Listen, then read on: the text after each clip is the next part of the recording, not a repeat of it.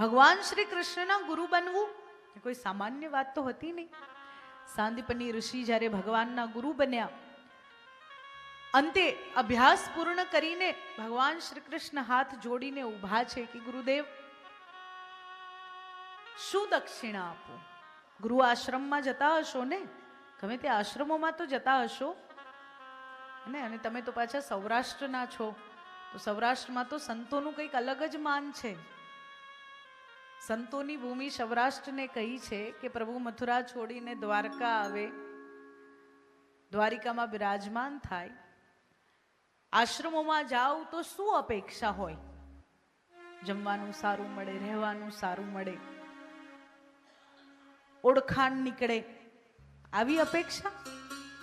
આશ્રમમાં જાઓ તો અપેક્ષા સત્સંગ હોવી જોઈએ. અને એ કઈ ગુરુજી તમને સામેથી બેસાડીને નહીં કે આવો બેસો હું સત્સંગ કરાવું, એવું કોઈ સંત ના કહે. તમારે જઈને જિજ્ઞાસુ બનવું પડે. એ તાવદેવ જિજ્ઞાસ્યમ તત્વ જિજ્ઞાસુનાત્મના, કે તમારે જિજ્ઞાસુ બનીને પ્રશ્ન પૂછવો પડે ને ત્યારે ગુરુદેવ આપણને સત્સંગ કરાવે. કોઈ પણ સંત હોય એમનામાં ગુરુત્વ સમાયેલું જ છે.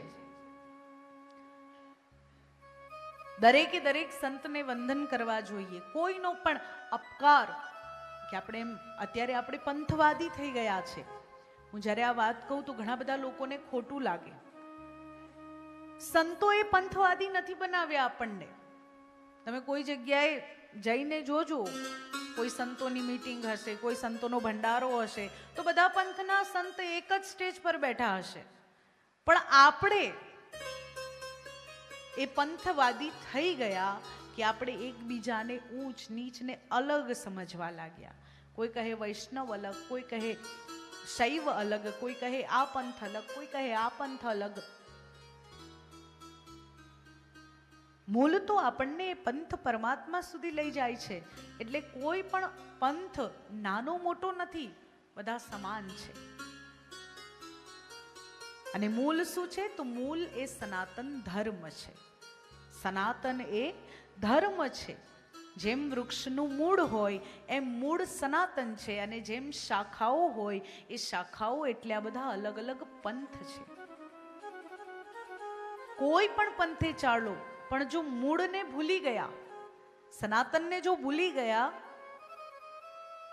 તો પછી પંથ વધારે સમય પંથમાં ચાલી શકીશું નહીં. મૂળને પાણી આપવું પડે. ડાળીઓને પાણી અપાય? ડાળીઓને પાણી આપીએ તો કઈ વૃક્ષ ખીલે? ના ખીલે. એટલે મૂળ એટલે સનાતન. સનાતન એટલે પંચદેવ ઉપાસના. સનાતન એટલે સર્વમાં સમાનતા. સનાતન એટલે સત્યનું પાલન. સનાતન એટલે વ્યવહારમાં આધ્યાત્મિકતા. સનાતન એટલે સ્વભાવમાં પ્રેમ. સનાતન ધર્મ એ કઈ બહુ અઘરો ને અટપટો ધર્મ નથી. સનાતન એટલે કર્તવ્યનું પાલન. કર્તવ્યનું પાલન કરતા ધર્મ શીખવાડે છે. નહીં તો ભગવાન શ્રી કૃષ્ણ મહાભારતના યુદ્ધમાં અર્જુન જ્યારે કહે કે પ્રભુ મારાથી નહીં થાય, મારે નથી કરવું, તો ભગવાન એમ કહેત ને કે જા પેલા ઝાડ ઉપર ઊંધો લટકીને મારું નામ જપ, હું મહાભારતનું યુદ્ધ કરી દઈશ, એમ કહેત ને ભગવાન. પણ પ્રભુએ શું કહ્યું? સ્વકર્મણા તમભ્યશ્ચામ સિદ્ધિમ વિંદતિ માનવા. હે અર્જુન, પોતાનું કર્મ કરીને જ આ મનુષ્ય સિદ્ધિને પ્રાપ્ત કરી શકે છે. એટલે આ તારું કર્મ છે અને તારે કરવું પડશે. તને કર્મ કરાવવા માટે, હું તને કન્વિન્સ કરવા માટે કંઈ પણ કરું, વિરાટ સ્વરૂપના દર્શન સુધી કરાવું, પણ હું એ કર્મ ના કરું. આપણે કહીએ કે બાળકને કહીએ બેટા મંદિરે જઈને જજે, ભગવાન પેપર લખવા આવશે. ભગવાન પેપર લખવા ના આવે.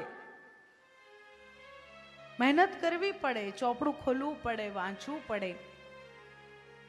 ભગવાન ખાલી એ સમયે બુદ્ધિમાં ઉતરીને કદાચ યાદ અપાવવા આવે. વાંચ્યું હોય તો યાદ અપાવવા આવે. વાંચ્યું ના હોય તો ક્યાંથી પ્રભુ યાદ અપાવે?